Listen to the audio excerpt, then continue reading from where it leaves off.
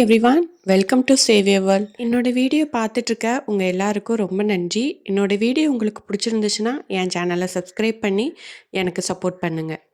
இன்னைக்கு வீடியோ பார்த்தீங்கன்னா என்னோட ஈவினிங் ரொட்டீனை தான் உங்கள் கூட நான் vlog-ஆ ஷேர் பண்ணியிருக்கிறேன். Most of the time evening பார்த்தீங்கன்னா எப்போவுமே இந்த மாதிரி தான் இருக்கும்.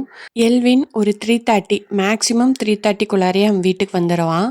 ஒரு ஹையர் கிளாஸஸ் போகிற வரைக்கும் அவனுக்கு வந்து இந்த டைமிங் தான் மெயின்டைன் ஆகும். அதுக்கப்புறம் தான் டைம் வந்து சேஞ்ச் ஆகும். ஸோ இந்த டைமில் வரனால நம்மளுமே ஆஃப்டர்நூன் வந்து சாப்பிட்டுட்டு நல்லா தூங்குறது இந்த மாதிரி இதெல்லாம் நமக்கு சுத்தமாக இருக்காது.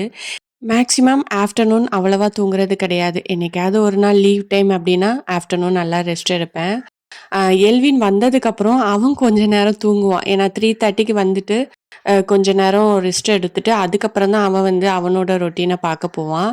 இல்லைன்னா கண்டினியூஸா அப்படி தூங்காம இருந்தா நைட்டு ஹோம்ஒர்க் பண்ற நேரம் கரெக்டா தூக்கம் வருது அப்படிம்பான். ஸோ அன்னைக்கு பார்த்தீங்கன்னா ஒரு 2 டேஸ் முன்னாடி வாங்கின சீனி கிழங்கு இருந்துச்சு. ஸோ அது பார்த்தீங்கன்னா நல்ல மண்ணு நல்லா காஞ்சி போய் ஒட்டி இருந்துச்சு. ஸோ நம்ம லைட்டா அலசுனாலும் போகாத மாரி இருந்துச்சு. அதனால நல்லா ஊற போட்டு ஒரு 2, 3 தண்ணீர அலசுனதுக்கப்புறம் ஈஸியா கலண்டு வந்துருச்சு. ஆக்சுவலி ஈவினிங் இந்த மாரி ஏதாவது ஹெல்த்தியா ஸ்நாக்ஸ் குடுக்கணும் அப்படிதான் நான் ரெடி பண்ணுவேன். பட் அவன் என்ன பண்ணுவான்னு பார்த்தீங்கன்னா, பண்ணும்போது பண்ணுமா சாப்பிடுறேன்" அப்படின்னு சொல்லுவான். ஆனா நம்ம பண்ணி குடுத்ததுக்கப்புறம், "இது எனக்கு வேண்டாம், பிடிக்கல" அந்த மாரி சொல்லுவான். நானும் எவ்வளவோ ட்ரை பண்றேன் ஈவினிங் வந்து ஏதாவது ஹெல்த்தியா குடுக்கணும் அப்படின்ட்டு. பட் அவன் வந்து அந்த சைடே போறதில்ல. முறுக்கு, சிப்ஸு, அப்புறம் இந்த மிக்சர் இந்த மாரி ஐட்டங்கள் தான் அவன் வந்து ஈவினிங் ரொம்ப விரும்பி சாப்பிடுறான். எவ்வளோதான் ட்ரை பண்ணாலும் அத வந்து ஈவினிங் ஸ்நாக்ஸ்லேருந்து அவன சேஞ்ச் பண்ண முடியல. எப்போவாவது ஒரு டைம் நம்ம நிலக்கடலை அவிச்சா அவனுக்கு ரொம்ப பிடிக்கும்.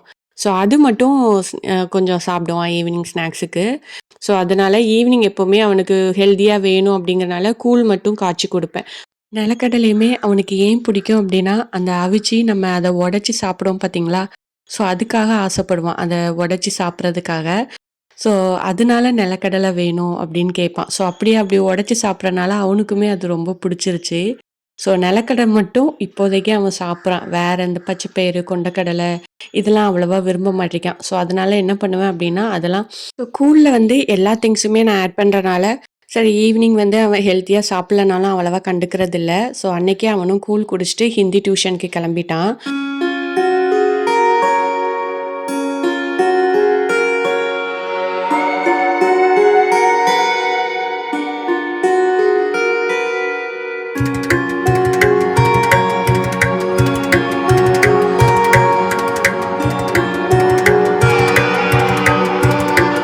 அதுக்கப்புறம் ஒரு 1 1/2 மணி நேரத்துக்கு பெருசா வேலைகள்லாம் இருக்காது.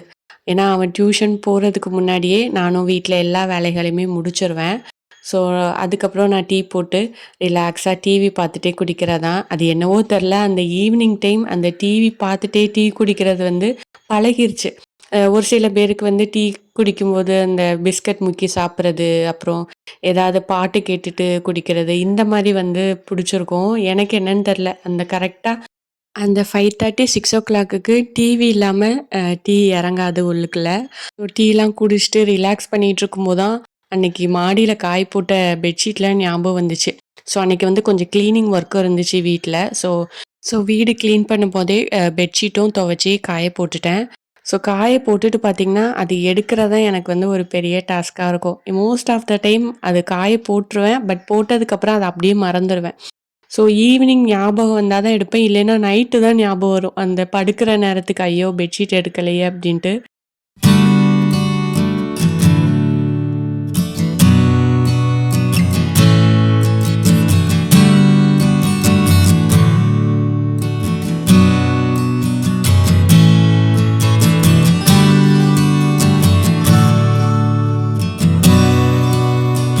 எப்பவுமே இந்த மொட்டை மாடிக்கு வந்தா, கொஞ்ச நேரமாவது ஒரு வாக்கிங் வந்து பண்ணுவேன். சம்டைம்ஸ் வாக் பண்றதுக்காகவே மொட்டை மாடிக்கு வருவேன். பட் ஏதாவது இந்த மாரி ஏதாவது ஒரு வேலைக்கு வரும்போது, கண்டிப்பா ஒரு 1/2 அன் ஹவர் ஆவது வாக்கிங் பண்ணுவேன். மோஸ்ட்லி ஈவினிங் வந்து நான் இந்த டைம் தான் வாக்கிங் பண்ணுவேன். ரொம்ப வெயிட் லாஸ் பண்ணணும். ஸ்டார்ட்டிங்லலாம் நான் ஓவர் வெயிட்டா இருக்கும்போது, வெயிட் லாஸ் பண்றதுக்கு வாக்கிங் வந்து எனக்கு ரொம்பவே ஹெல்ப்ஃபுல்லா இருந்துச்சு அப்படி தான் சொல்லுவேன். அதுவும் பார்த்தீங்கன்னா, மார்னிங் வந்து நம்மளால சுத்தமா பண்ண முடியாது. ஏன்னா, காலையில வேலை அதிகமா இருக்கும் வீட்ல. பசங்கள ஸ்கூலுக்கு அனுப்பணும். ஸோ, இந்த மாரி சமயம் பார்த்தீங்கன்னா, ஈவினிங் டைம் வந்து நான் நல்லா டைம் எடுத்து பண்ணுவேன். ஒரு 1 ஹவர் மட்டும் பண்ண மாட்டேன். Maximum 2 hours. இந்த 2 ஹவர்ஸ் நல்லா வாக் பண்ணுவேன். ஸோ அதுவும் நமக்கு மொட்டை மாடியில பண்றதுக்கு வந்து சுத்தமா அந்த டயர்ட்னஸே தெரியாது. ஸோ ஈவினிங்க்கு அப்புறம் நமக்குமே பெருசா எந்த வேலைகளும் இருக்காது. ஸோ நம்ம வாக்கிங் நல்லா பண்ணும்போது கொஞ்சம் ஒரு ரெஸ்ட் கிடைக்கும். நாம டின்னருமே லைட்டா எடுக்கும்போது நமக்கு வந்து வெயிட் லாஸும் பண்ண மாரி இருக்கும். நம்ம ரொம்ப எஃபெக்ட் போடாத மாரியும் ஒரு ஃபீல் இருக்கும். எஃபெக்ட்னா எப்படி சொல்ல? ரொம்ப ஹெவியா ஒர்க் அவுட் பண்ணி வெயிட் கம்மி பண்ற அந்த ஒரு ஃபீல் வந்து இருக்காது. ஏன்னா ஈவினிங்க்கு அப்புறம் கண்டிப்பா நம்ம ஒரு 1 ஆர் 2 ஹவர்ஸாவது நம்ம ரொம்ப பெருசா வேலை பார்க்க மாட்டோம். ஸோ எனக்கு பார்த்தீங்கன்னா, ஈவினிங்க்கு அப்புறம் எல்வின்க்கு ஹோம் ஒர்க் சொல்லிக் குடுக்குற வேலை தான். அப்போ ஒரே இடத்துல தான் நம்ம இருந்து அத பண்ணுவோம். ஸோ அதனால அந்த ஈவினிங் டைம் வந்து நான் நல்லாவே வாக் பண்ணுவேன்.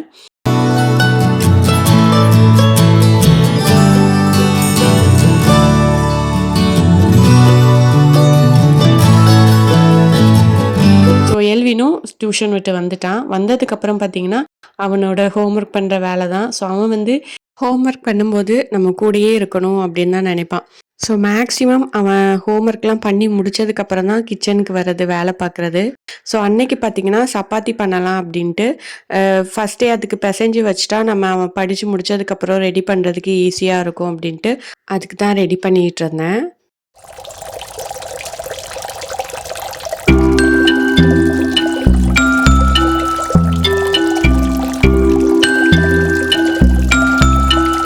மாவுமே பார்த்தீங்கன்னா, கடையில வாங்குறது கிடையாது. இது ரேஷன்ல குடுக்குற கோதுமைய திரிச்சு வச்சது தான். ஸோ மாவு பெசஞ்சிட்டு வர அந்த 2 செகண்ட்ல எல்வின் பாருங்க அவனோட பிளேஸையே மாத்திட்டான். ஆக்சுவலி எப்பவுமே கீழ உட்காந்து தான் அவன படிக்க வைப்பேன். ஸோ அவன் வந்து எந்த பொசிஷன்ல உட்காந்து படிச்சுட்டு இருக்கான்னு பாருங்க. ஸோ இப்படிதான் அவன் கூடயே இருந்து நம்ம சொல்லிக் குடுத்தா தான் கொஞ்சம் உட்காந்து படிப்பான். இல்லைன்னா இந்த மாரி தான் ஏதாவது ஒண்ணு பண்ணிட்டு இருப்பான். ஸோ அப்புறம் அவனையும் படிக்க வச்சுட்டு, அன்னைக்கு சப்பாத்திக்கு பன்னீர் கிரேவி தான் ரெடி பண்ணேன். யூசுவலா நைட்டு பார்த்தீங்கன்னா, நான் மட்டும் தான் டிஃபன் எடுக்கிற மாரி இருக்கும். எல்வினும் ஹஸ்பண்டுக்கும் சாதம் தான். ஸோ அன்னைக்கு வந்து எல்வினும் எனக்கு சப்பாத்தி வேணும் அப்படின்னு கேட்டிருந்தான். ஸோ அதனால எங்க 2 பேருக்கு மட்டும் வர மாரி பன்னீர் கிரேவி ரெடி பண்ணேன். ஸோ பன்னீர் ஃபர்ஸ்ட்டு ஃப்ரை பண்ணி எடுத்துட்டேன். அதுக்கப்புறம் பார்த்தீங்கன்னா, ரொம்ப குயிக்கா பண்ணிட்டேன் அப்படின்னு தான் சொல்லணும். ஆல்ரெடி இந்த பேசிக் கிரேவி வந்து நான் லாஸ்ட் வீடியோல போஸ்ட் பண்ணியிருந்தேன். ஸோ அதுலேருந்து தான் இன்னைக்கு பண்ண போறேன். ஃபர்ஸ்ட்டு தாளிக்கிறதுக்கு கொஞ்சமா பொடிசு பொடிசா கட் பண்ண வெங்காயம் போட்டு நல்லா வதக்கிட்டு, ஸோ இந்த சமயம் தான் நான் இஞ்சி பூண்டு பேஸ்ட் ஆட் பண்றேன். அந்த கிரேவில வந்து நான் ஆட் பண்ணியிருந்திருக்க மாட்டேன் அப்படின்னு சொல்லியிருந்தேன். ஸோ இதுதான் அந்த கிரேவி. ஸோ இதுலேருந்து நமக்கு எந்த அளவுக்கு தேவையோ, அந்த அளவு நம்ம கிரேவி எடுத்து நம்ம தாளிக்கிறதுல வந்து ஆட் பண்ணிக்கிறலாம்.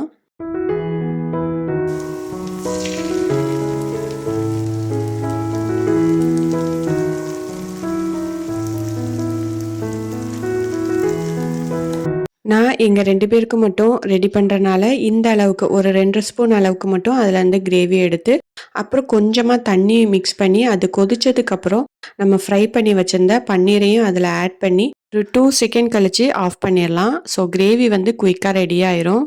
இந்த ஒரு பேசிக் கிரேவி மட்டும் நம்ம ரெடி பண்ணி வச்சுட்டோன்னா, சமையல் பண்ணுறது வந்து ரொம்பவே ஈஸியா இருக்கும். நம்ம குயிக்கா பண்ணிறலாம். ஸோ இது வந்து நம்ம ஃப்ரீசர்ல ஸ்டோர் பண்ணி வைக்கணும் ரெடி பண்ணி. இப்போ 2, 3 நாளா நம்ம காலி பண்ணிருவோம் அப்டின்னா, நார்மலா ஃப்ரிட்ஜ்ல வச்சா போதும். ரொம்ப நாள் வரைக்கும் நம்ம யூஸ் பண்ணணும் அப்டின்னா, ஃப்ரீசர்ல ஸ்டோர் பண்ணி ரெடி பண்றதுக்கு ஒரு 1 ஹவருக்கு முன்னாடி நம்ம வெளிய எடுத்து வச்சு யூஸ் பண்ணலாம். ஸோ அன்னைக்கு பார்த்தீங்கன்னா, ஒரு 5 மினிட்ஸ்ல நான் பன்னீர் கிரேவி ரெடி பண்ணிட்டேன். உண்மையிலேயே சூப்பரா வந்திருந்துச்சு. இதில நம்ம எக் கிரேவி, அப்புறம் வெஜிடபிள் கிரேவி அப்டின்ட்டு எல்லா வகையான கிரேவியுமே நம்ம ரெடி பண்ணலாம். சிக்கன், மட்டன் அப்டின்ட்டு. ஸோ ஒர்க் பண்றவங்களுக்கு இது ரொம்பவே ஒரு ஈஸியான வேலையா இருக்கும். இந்த மாரி நம்ம ரெடி பண்ணி வீக்கெண்ட்ல ரெடி பண்ணி வச்சுட்டோம்னா, வீக் டேஸ்ல நம்ம யூஸ் பண்றதுக்கு ஈஸியா இருக்கும். லிங்க் வந்து டிஸ்கிரிப்ஷன்ல குடுக்குறேன். உங்களுக்கு தேவைன்னா அந்த வீடியோவ போய் செக் பண்ணிக்கோங்க.